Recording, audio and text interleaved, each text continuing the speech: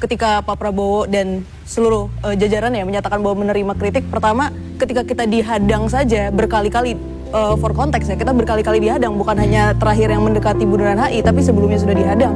Bahkan untuk sholat Jumat saja tidak boleh, kita tidak merasa itu gestur terbuka terhadap kritik gitu.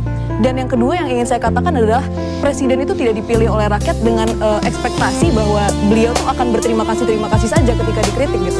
Apa sih yang rakyat inginkan? Rakyat tuh inginnya ketika ada sesuatu hal yang disampaikan oleh mereka, ada hal yang, Pak, Anda mungkin salah, Pak, kita tidak ingin seperti ini. Dijawab dong oleh presiden gitu. Harapan rakyat itu seperti itu. Apa versimu, Pak Presiden? Maka presiden menjelaskan ini begini. Untuk isu ini begini. Bukan ada isu diterima, oh terima kasih. Wah, ini dipilih 58% yang dibanggakan dari dulu, tapi ketika rakyatnya itu punya pertanyaan, punya aspirasi, hanya terima kasih, tidak ada output gitu. Kalau hanya terima kasih itu kalau kita habis scan QRIS, Pak, itu ada terima kasih otomatisnya. Kita nggak perlu presiden gitu kalau hanya untuk mengatakan terima kasih ya. Okay. Presiden tuh untuk menyampaikan solusi dan rakyat itu berhak tahu. Ketika presiden mengalami hambatan, itu tidak boleh disembunyikan. Itu yang kita rasakan sekarang. Kenaikan harga BBM yang non subsidi itu adalah pilihan yang sangat terpaksa gitu. Nggak ada, kalau seandainya kemampuan fiskal kita untuk menahan itu mungkin masih bisa kita dorong, tetapi itu sudah termasuk kompensasi energi sudah menyerap sangat.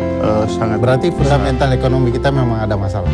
Sayangnya saya bukan ahlinya, Bang. Argumen bahwa ini terpaksa segala macam. Saya mungkin di sini ingin mewakili teman-teman yang di bawah ya, untuk menyampaikan bahwa sebetulnya disitulah justru yang membuat kita ini semakin marah gitu. Karena kita punya presiden dengan segala jajaran yang bertambah-tambah itu, posisi-posisinya, kita tentu mengekspektasikan negara yang stabil yang bisa membuat kita makmur gitu. Tidak ada kata terpaksa. Semua sudah dijejerkan dengan begitu banyak posisi-posisi yang bahkan baru gitu kan.